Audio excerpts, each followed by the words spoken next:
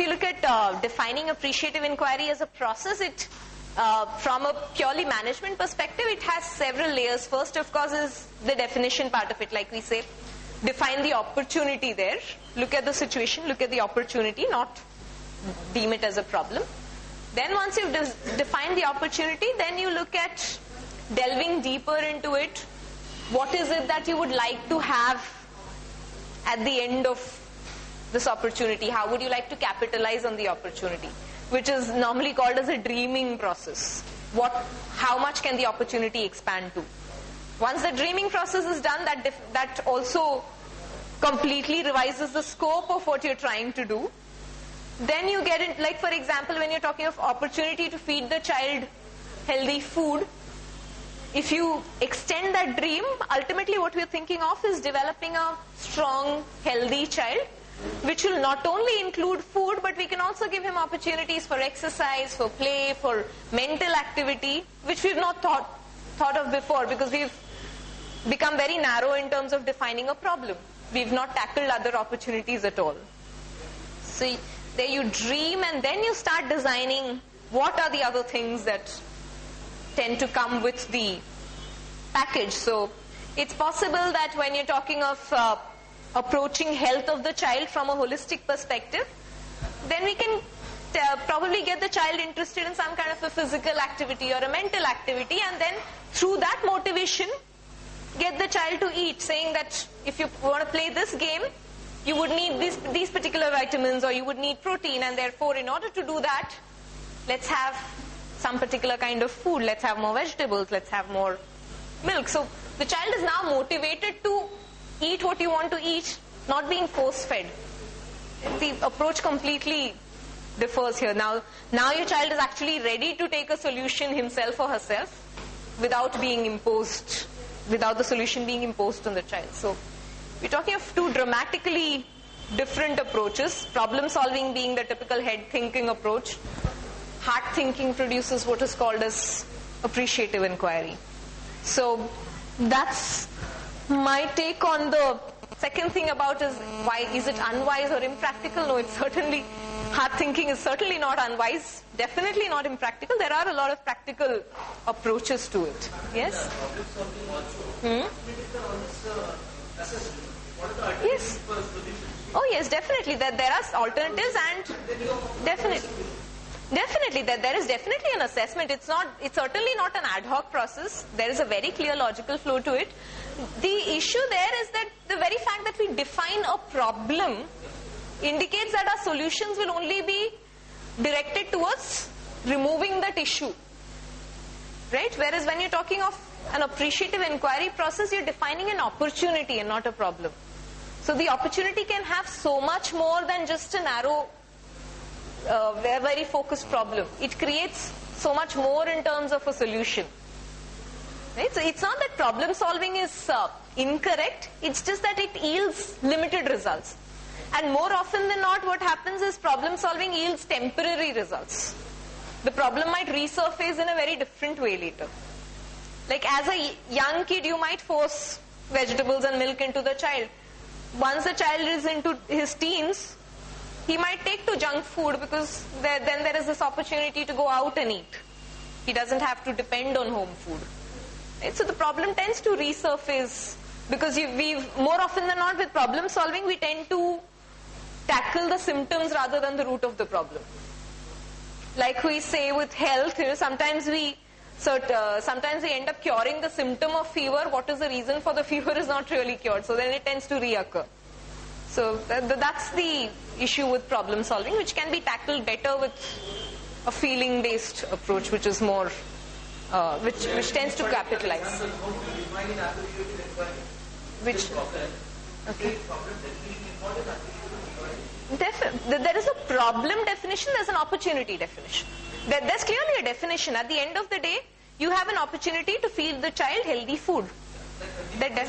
Oh yes, the definition is there. It's just that here you're talking of what are the opportunities you can create to feed, not about why is the child not eating. Is there a difference in the approach there? Because when you're talking of why is he not eating, we're getting into a post-mortem approach. Your problem is, there's already trouble which is caused. Here you're talking of what next.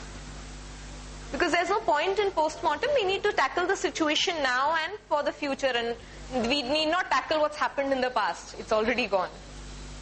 So,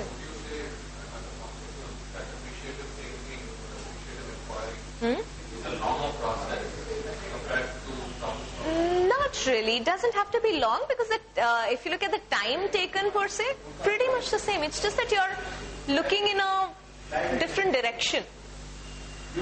What happens with problem solving is it's narrow. Appreciative inquiry tends to get wider in terms of the scope.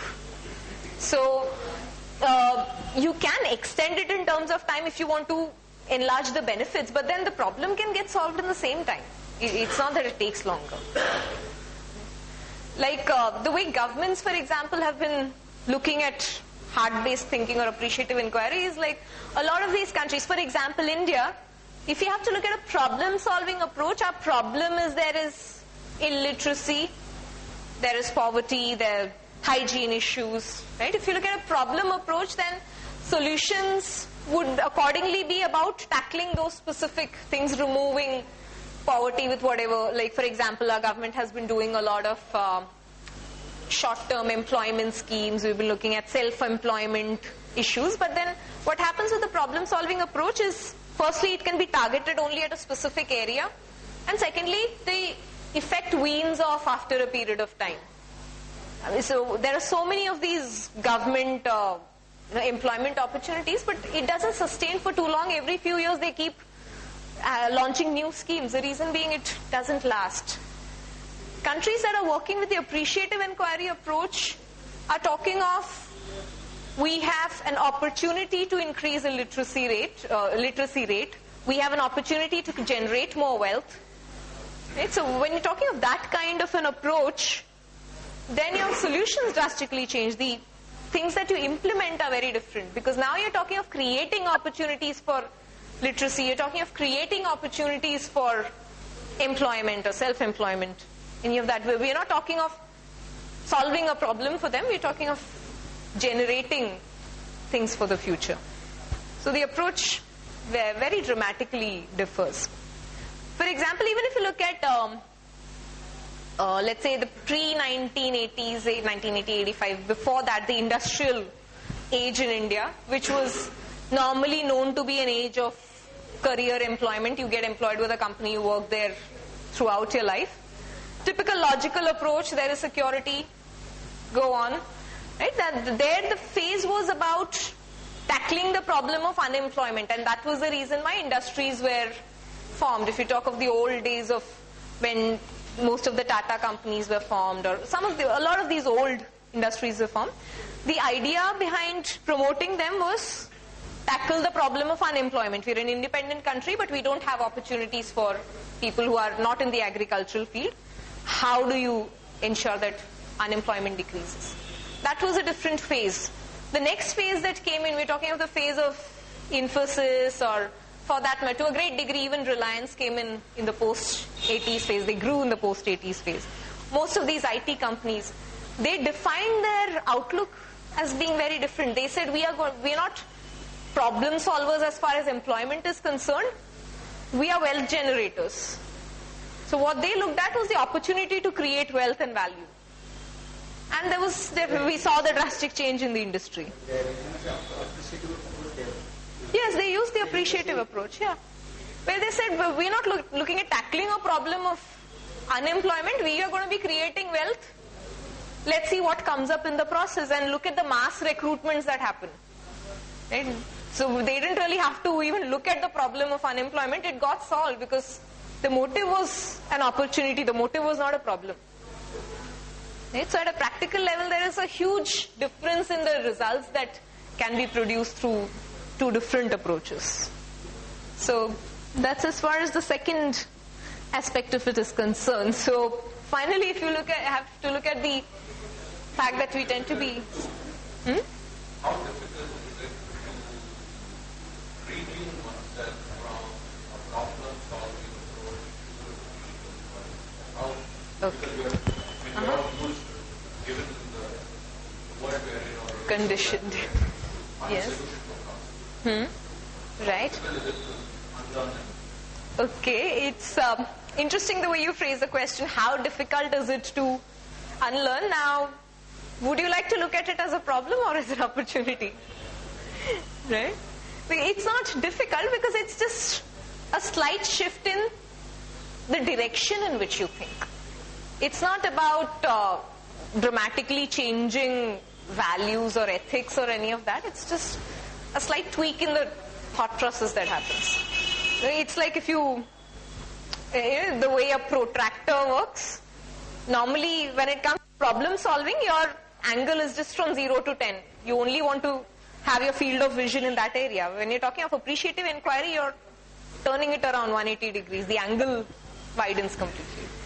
So it's just about actually letting yourself explore more. It's really not difficult.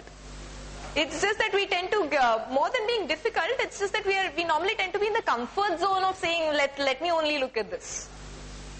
Why not explore and create things for yourself? Ultimately, it's about value creation. When you're talking of moving from head to heart, it's not about anything being ultra emotional or sentimental. It's just about creating more value at a very practical level. It's not, there's nothing sentimental about it. Okay? So, if you have to look at whether it's senseless or does it make you weak, certainly not. It's a very holistic approach to life, and it can be applied at in any given scenario. It's not only about applying it in a relationship where you move from head to heart. It's about applying it in practically every phase of life. I mean, if governments can apply it, then we know what the scope is all about. Right? So, now if we have to come to how do we move from head to heart, how difficult is it? I would say the most logical way to apply it would be start the appreciative inquiry process. In any kind of a scenario, take up any situation that you're confronted with at any given point in time. Define it as an opportunity and then see where the process leads you. And now, if you have to actually do the process in a complete wholesome manner, we always do a define process, then we do a dream process where we look at how much can the opportunity expand. Then we get into design. Design as in what we might call as alternative generation in problem solving. Here we call it a design process where we look at if there is so much of opportunity, how can we start tapping into it? How do you design the course of action or what is it that we need to implement? And then finally we get to what is called the 4th D of delivering the result, actually implementing the issue. So that's one way of practically moving from head to heart. Look at appreciative inquiry instead of problem solving. Of course, there are always other ways, like, well, we usually talk of being in the present, being self-aware, which does take in some amount of effort, certainly not physically, but we need to keep mentally retuning ourselves to come back here in the present and think of